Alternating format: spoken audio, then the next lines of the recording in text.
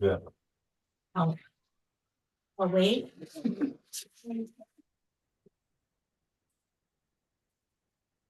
I would like to get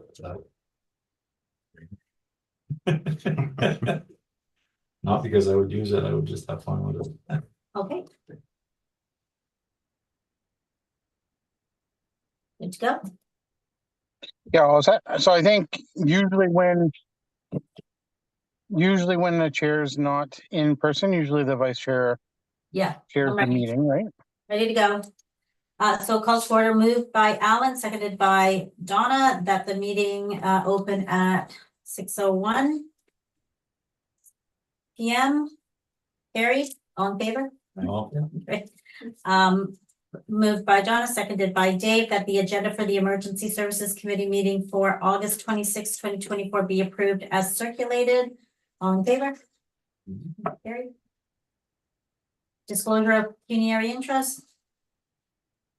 Seeing none. Nope. Adoption of previous minutes moved by Dave, seconded by Alan, that the minutes of the Emergency Services Committee meeting held July 15th, 2024 be adopted as circulated. All in favor? Carried. Okay, items for committee discussion.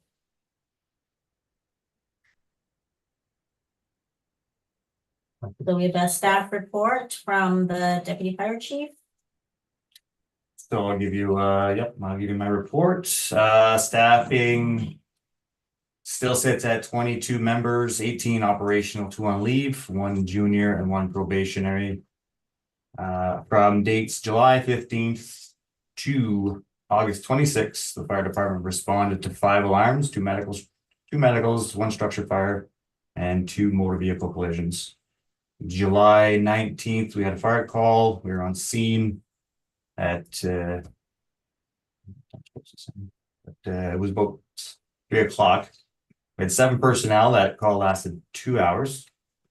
Medical on August the 7th, we're on scene at just after 1 o'clock in the morning. 3 personnel, 1 hour duration. Motor vehicle collision August 16th, we were on scene again after 1 o'clock, 1:15. We had 13 personnel, 3 hour duration. That was for the NBC. Medical call August 17th, on scene at 6:10 in the afternoon, 2 personnel, 1 hour duration. And another motor vehicle collision August 23rd. We were on scene at 15:35, 8 personnel, 1 hour duration.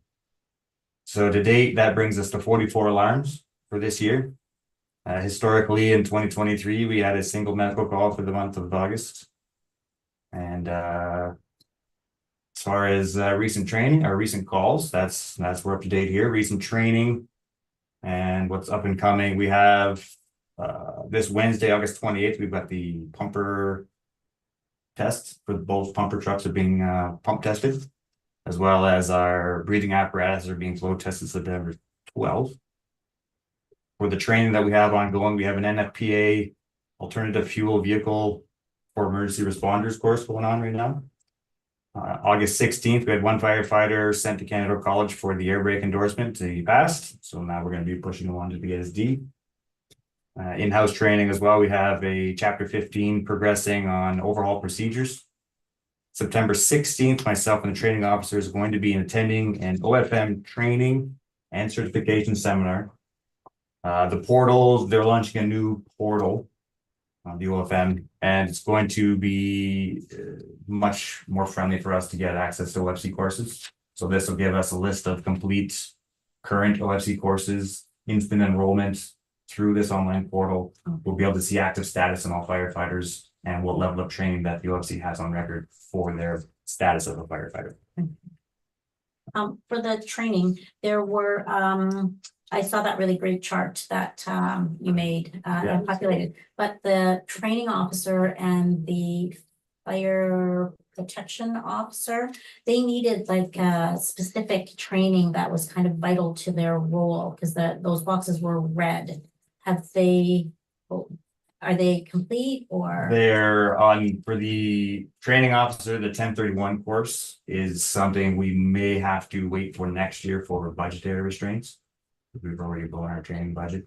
But then does that mean that we do not have a training officer? We have a training officer that he is training to the OFC standard. The point of the proctoring is that we are prepping all these guys now and everything is gonna be proctored. So what counts in-house is counting towards in-house. But when they go away, so we potentially, I'm still waiting confirmation that we have an examination date in mid-September in West Nipissing.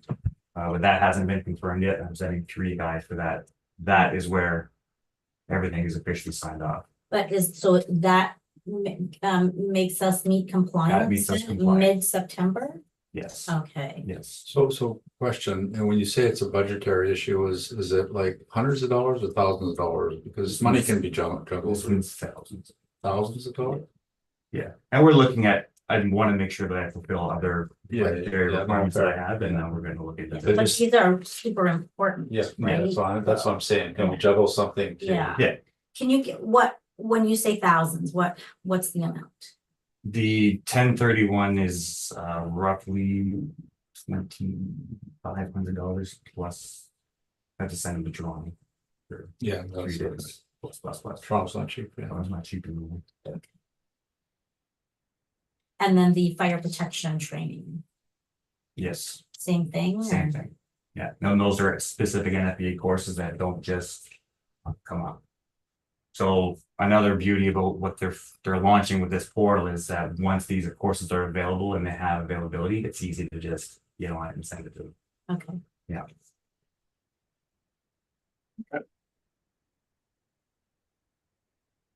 And then recent community, is that the, Now, recent community, we haven't done any recent community events.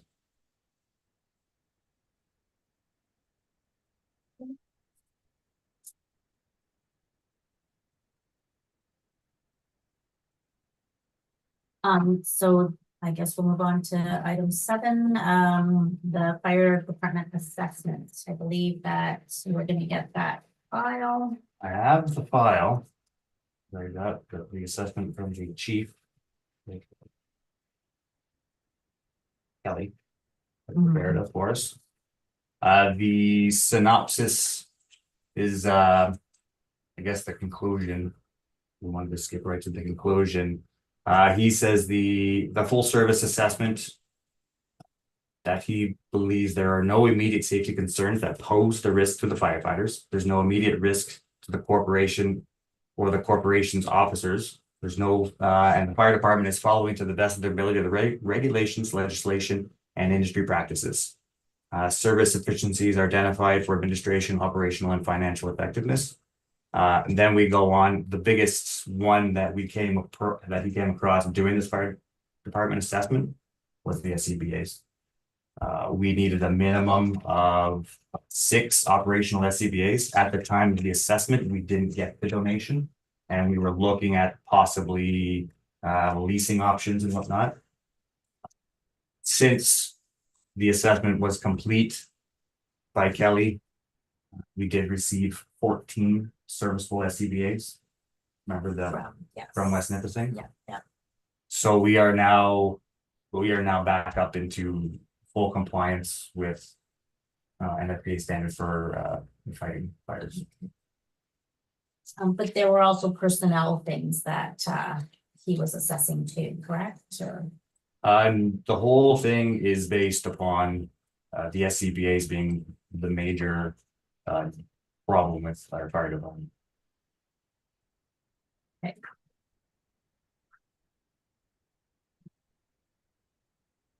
That would be with the fire department assessment. As for the grant, so the fire protection grant, you're all kind of aware of what's the fire protection grant was launched in March. The details just came out now. We've got until September the 5th to get our glitches going. I think you are aware that we have the T-Pond system is glitching for us right now.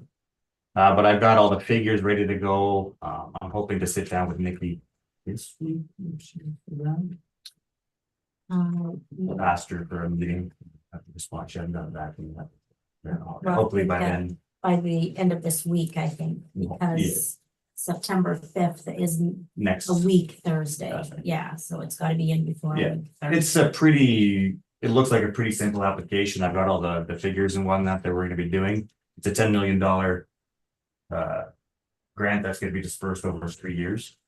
So our objective will be second set of bunker gear, $10 million for the, not for us, yeah, for just for the, the entire yeah, province of yeah, Ontario. yeah.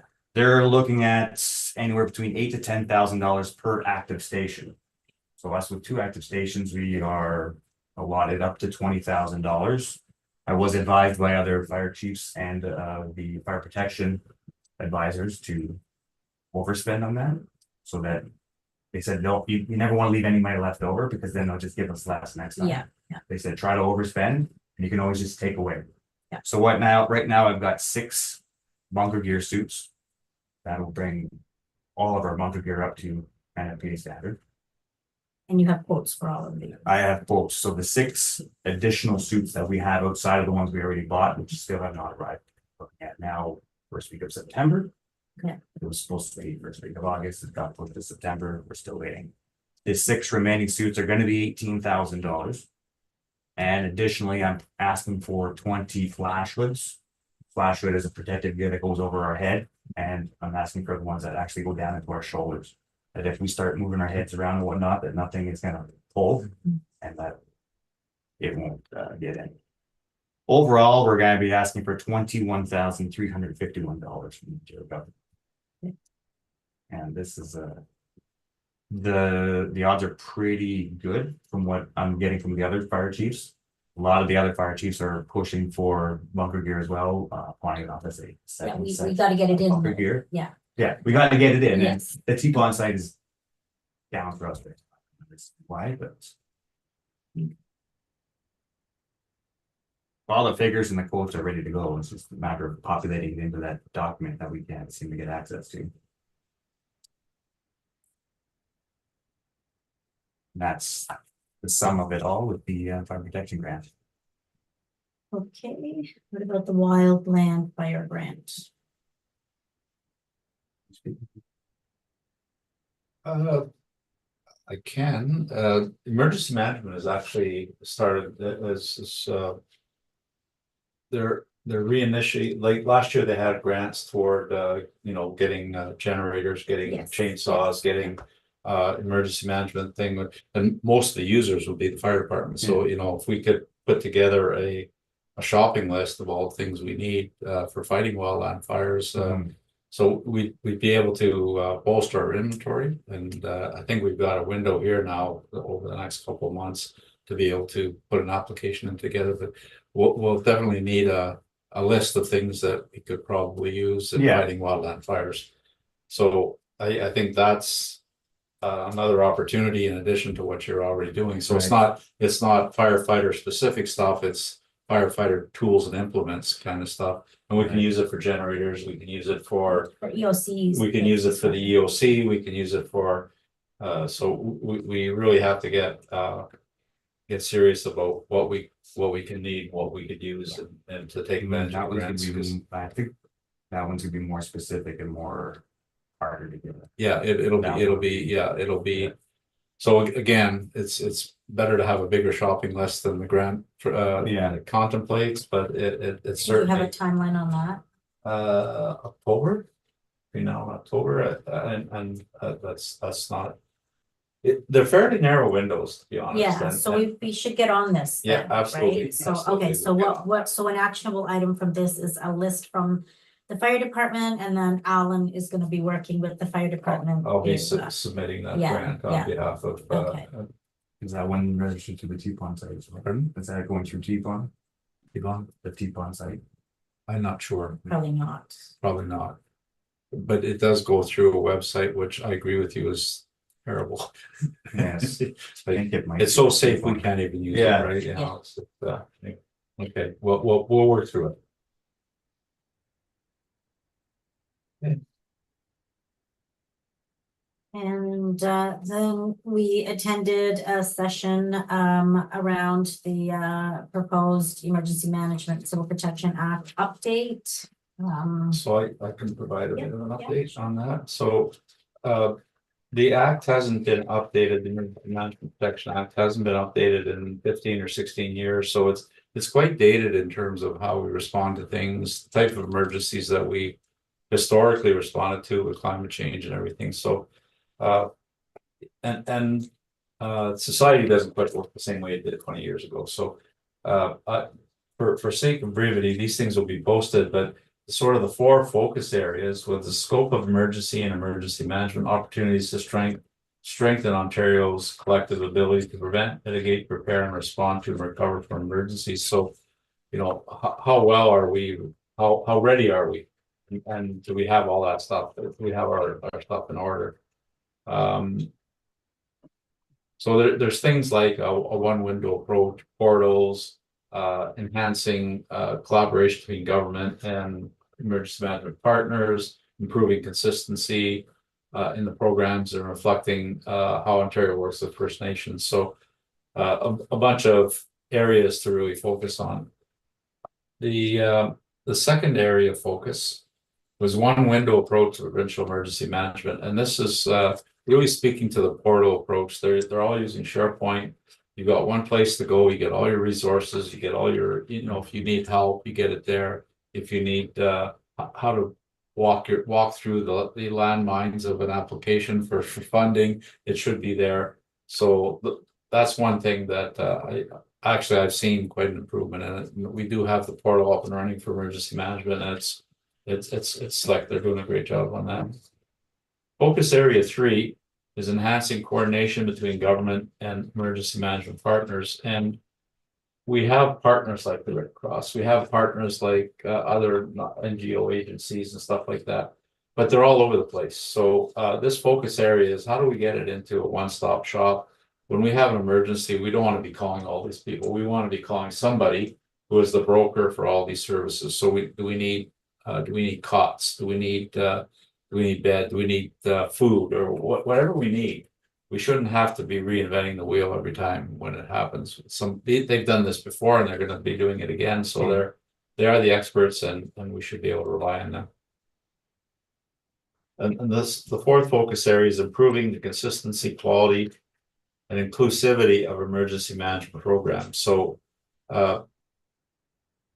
this is about getting our plans right, not reinventing the wheel in different places. When communities have similar needs, get those communities together so that we can have some efficiencies and economies of scale.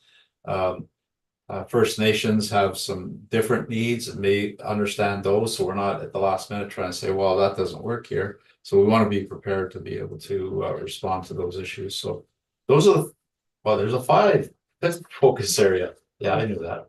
Reflecting how Ontario works with First Nations, but that's kind of embedded in the previous one. And First Nations have some unique needs, and we don't want to be stumbling on those when in the middle of an emergency. We want to be proactive and about engaging First Nations and how they can help us help them. So that's the emergency management piece to it. Wildfire. Can I go on to the wildfire? Sure.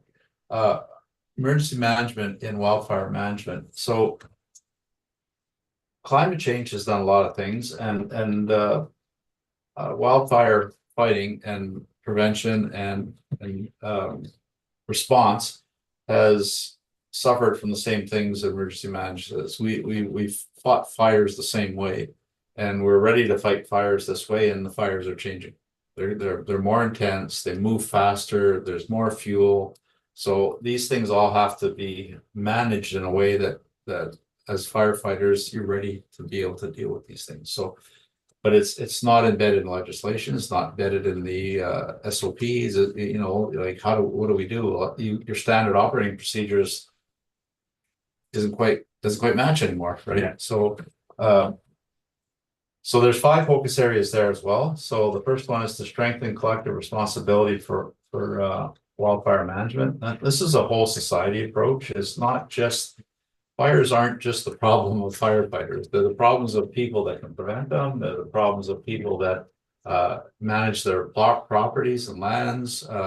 So there's a whole bunch of things that can be done outside and preemptive in terms of responding to fires and preventing them in the first place. The second area is improve awareness of wildland fire risk. So you're seeing more of public education, cut vegetation away from your house, pick up all the stuff around your property that's flammable and can act as a source of ignition or fuel, and understanding why these are good things to do, because if people understand why it's there, then they're more apt to be able to do it well and contribute to it, have a successful mitigation plan. Third area is expand prevention and mitigation of wildland fires. So localized efforts to proactively implement risk reduction activities, and these, you see how these things are building on each other, right? If you don't have a fire, if you can prevent the fire before it happens, it's way better than having to fight a fire. So instead of looking at beefing up your firefighting skills, let's beef up our fire prevention skills, right? Thank you. I was gonna have a senior moment Well, it there, is but I that- didn't. You saved me. So help people keep our community safe. So help us help ourselves. The fourth area is enhanced preparedness and responsive to wildland fire, and you know, the more we get into this, the more severe the fires get, the more quickly they grow. They go into the north. They're in remote areas. How do we deal with those? Like how do you fight a fire that's 100 kilometers in the wilderness? You got to go in by airplane. You got to do fire bombing. So these are all, while they're not new to wildland firefighters, they're becoming more complex because the fires are getting bigger and more dangerous. So it needs a little more war gaming and planning than it ever has. And strengthen rules and consequence for non-compliance with forest fire laws. So you know, warmer and drier conditions, it's no longer okay to have a campfire when there's a restricted fire zone. It's no longer okay to ignore the rules. It's no longer to do things. So rules have to be, consequences have to be stronger and more severe, and along with that is education. But at the end of the day, when people choose to ignore the law and something bad happens, people need to be held accountable. So that's where the laws and the government agencies and the lawmakers in the province need to align with that. So that is sort of the nutshell version of those two initiatives. Very similar, very specific to their agencies, but it is happening, and it's going to have an impact on us. And I think where the fallout impact is on a small community is, as a small community, we need to amp up our game to be able to align with these measures and these programs and so on. So you know, and I have an example here. This is the township of Bonfield, and you know, this was learning for me too. All these areas are high risk for fire. And when you look through it, there's some of them are in the community, some of them here, and it's based on, and some are high and some are extreme, but it's kind of based on the MNR going through here. And I think there's some radar and GIS stuff and stuff like that. But they look at the type of trees that are in there, the type of fuels, they're doing infrared, they're doing a bunch of stuff that I don't understand. But anyway, they figured out that some of these areas in our community, and that's useful information for us, right? Because if you have a house, and I'll just point this out and then we'll see it on TV, but if you have a house fire there, you're into a different set of circumstances if you have a house fire over here where there's no hazard stuff. So all this collective information becomes a database for responding appropriately. Well, I think it's one of the reasons why we did the fire permit as well. It's an educational piece. I think people do need, and I think you're right. People think, oh, it's a common sense thing, but fires can get out of hand so quickly. And if you think that, oh, I'll run and get my hose, or, you know, it's never happened before, you know, if we're not on top of these things as a municipality, as a community, it will get out of hand. So it's very much the same as the emergency management cycle though, right? It's prevention, mitigation, preparedness, response, and recovery, which They don't talk about a lot, but, These are age-old core Yeah, philosophies absolutely. Yeah. that we're building on Yeah. and sort of modernizing them, Yeah. right? So, yeah, absolutely. okay. Did they talk about fire smart there? Did they talk about fire smart? It's The Fire Smart is in that, it's Yeah. part of it, Yeah. for sure, yeah. a good program. It That's it one that may we not put- be in that presentation, but when I attended the session, they talked about it quite a bit, yeah. That's a good program. It is. It's a very good program. Our last fire prevention that we set up, we were pushing fire smart to a lot of people that can, which is good. Yeah, it's community. It's Focused. community focused. Focused, yeah, Community yeah. focused, we push. One had get some free cash from the M&R and they're offering money to each individual to help better their forest fire survival capability. And again, I mean, it's fine until it happens here, right? Like, people don't think it's gonna come, and that's one of the reasons why people don't prepare. They think that it'll never happen here, until it does happen here, so. Okay. Anything else? That's it. Steve, you got anything? No, other than just the training, if we've reached out to neighboring municipalities about doing some mutual aid training or training at the same time, just to again create that community involvement a little bit and get to know other stations and their guys. I haven't reached out yet. Normally, I'm part of the mutual aid group now, so I go to these mutual aid meetings and then they kind of lay out what they're doing and everybody kind of picks and chooses. So far, nothing. But I do have a mutual aid meeting coming up in a couple of weeks. Because I know What- we've asked about that for That means Watson. a number of meetings for sure, just to do it, even if it's an extra training night or invite a neighboring community to our training night or join them for one of theirs, just to, try and create that level of professionalism between the different sites too, right? Is there an opportunity to sort of piggyback on that? I know mutual aid is kind of focused on fire response.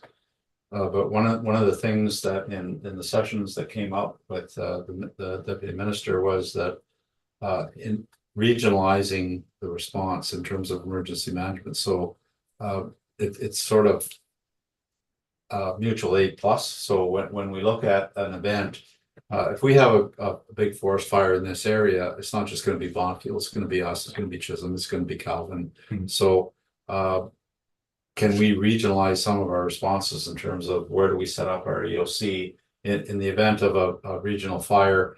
Maybe it's better to have the EOC set up in Calvin or away from the fire, right? Mhm. If the fire is here, you don't want to be here with your EOC. So I was just wondering if there's some opportunities in the mutual aid discussions to maybe leverage some of those relationships to look at it in terms of expand it to emergency management as well, because it's all the same people. Yeah. So anyway, we can look that up. Well, part of the session that we were at, there, the fire chief from North Bay was there. A lot of the CEMCs are fire chiefs from neighboring municipalities. So emergency management and fire go hand in hand. But one of the things that came up was, when fire is fighting the fire, they don't have time to manage the response. So that's why we need personnel, we need support. And the province looks like they're stepping up. So EMO has put in place a lot of things that we can tap into, hopefully. As we get further into writing our plans, we have to write an evacuation plan and other plans, so. And certainly, like firefighters don't need to be worried about where their next meal's coming from, where their care and feeding's coming from, where their equipment's coming from. That's the role of the EOC, right? And coordinating that with evacuation efforts by the OPP and response from EMS and stuff like that. So it makes some sense to maybe get involved with you guys on those discussions. I can certainly bring that up in the next meeting. Bring it up to Yeah, just we'd like to. conversation. Most of them were at our Yeah, meetings, so, yeah. There's a general consensus that this is a good thing to do. Oh, yeah, for sure. Yeah. Okay, let's. Yeah, anything else? And then the only other thing that I had was as far as community programs and involvement. I know you guys aren't available for the event this coming weekend. And I think the next event that usually you guys help or run your own is probably Halloween. So I know we're going to run the parade again. It won't be on Halloween night. It'll be on the weekend prior so that our residents can still do Halloween, typical trick or treating in a different community. But I think you guys typically do something at the fire hall on Halloween night. So just wanted to include you in that and remind you that that's coming up quickly. Okay. Okay, we're good. So moved by me, seconded by Dave, that this meeting be adjourned at 6:30 PM. All in favor? Carried. We're done. Thank you. Perfect. Thanks, guys. Thanks, Donna. Thanks. Nice.